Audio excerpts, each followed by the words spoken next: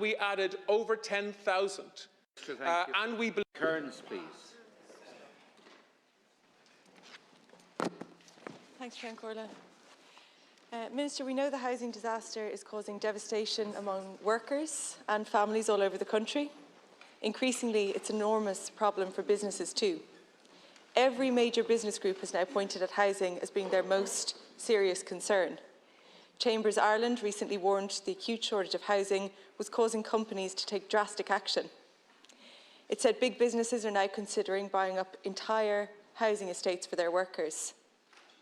IBEC have identified the problem as being not just a chronic lack of supply, but a crisis in the supply of affordable homes. This affordability crisis, according to IBEC, is now a critical barrier to the continued growth and development of business investment and expansion. IBEC are dead right. House prices have never been higher, rents have never been higher, workers and average incomes can no longer afford to either buy or rent their own home. Many of those who are renting are just barely scraping by. Workers are now increasingly spending upwards of 40%, even 50% of their take-home pay just to keep a roof over their heads. This is not just unsustainable at any time, but in the middle of a cost of living crisis, it is creating huge hardship. The reality is housing is now only affordable for those on the highest incomes. Workers on average incomes cannot afford to buy a home in Dublin for €500,000. They cannot afford annual rents around the country of more than 20,000 per year either. These sums are astronomical. They are far out of reach of what workers and families can afford, and they see no signs of help from government. There are no signs of hope either. The government claims it's doing something about the affordability crisis, but it's just more spin. During 10 years of Fine Gael governments, not a single affordable home was delivered. Last year, this government only managed to deliver 1,700 affordable homes out of a target of 4,100. That's barely 40%. Minister, you recently told the American Chamber of Commerce that housing was the government's biggest domestic policy priority, and the issue was about supply. You have to recognise we don't just need supply, but we need affordable supply. Minister, I don't think even the multinationals believe your assurances on housing anymore. They, like us, have been listening to you make the same broken promises for years. Can you tell me, Minister, are you aware of any businesses that are considering buying up entire housing estates for their workers? And do you agree the housing affordability crisis is the most pressing concern for businesses as well as workers and families, that it's not just supply, it's the affordability of that supply? The first thing I want to address is your statement that multinationals don't believe us anymore. The relationship between this government and companies that are providing foreign direct investment in Ireland has never been stronger. Never. That's why we're seeing the kind of corporation tax revenue streams this year and what's being predicted for next year and the year after. Because actually Ireland is a country that multinationals have extraordinary confidence in.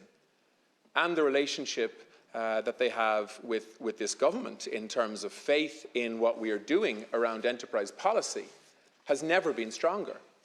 We now see over 300,000 people employed by US multinationals across the country, many of them in our county, Deputy, that you come from as well, and right across the country. And if you combine that with the dynamic enterprise sector in Ireland, Irish companies that are growing and expanding, the combined clients of both IDA and Enterprise Ireland now see employment of well over 500,000 people. So housing is an issue, Deputy, but actually the multinational sector are talking to us and do believe what we're doing and saying on housing. We are dramatically increasing supply. That is the answer here.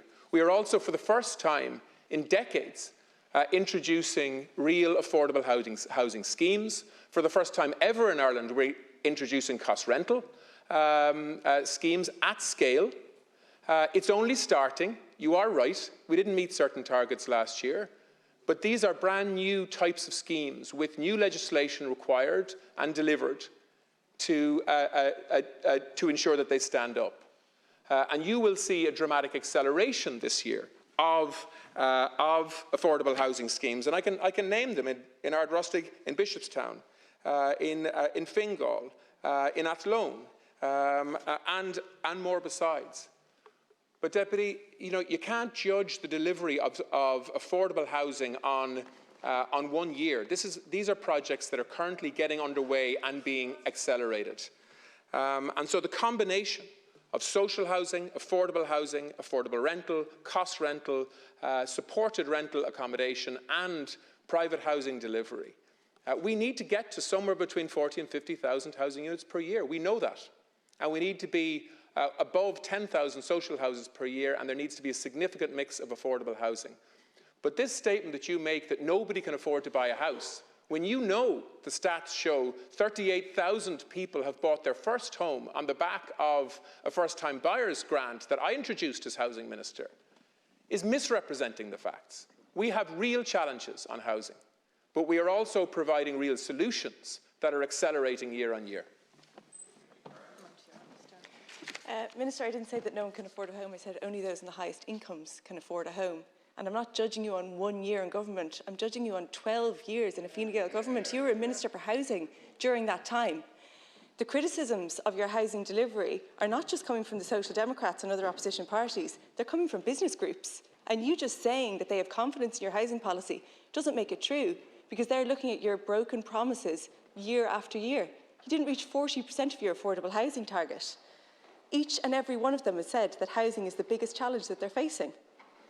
The disaster that we're dealing with is a cumulative result of over a decade of Fine Gael failure in housing, and there are no signs of that situation improving. Since Fianna Fáil and the Green Party joined you in government, you can't even do the bare minimum, which is spend your budget. More than £1 billion left unspent during the worst housing disaster in the history of the state. And meanwhile, there are more than 100,000 vacant homes across the country, and you refuse to adopt the Social Democrats' motion this morning to introduce a punitive tax on those homes and help bring them back into use. Minister, I don't think that there is anyone left in the country that has faith in your housing policy. You just saying that business groups have faith in it doesn't make it true. How can they? Deputy, businesses are voting with their feet on Ireland. They're coming here in bigger numbers than they ever have before. What are you talking about? And of course they're concerned about housing, and so are we. So are we. No, I'm saying that they have faith in this government, and the proof of that is in the numbers. Of course they have a concern. Of course they have a concern around housing, and so do we, and so do you. The question is how we respond to that.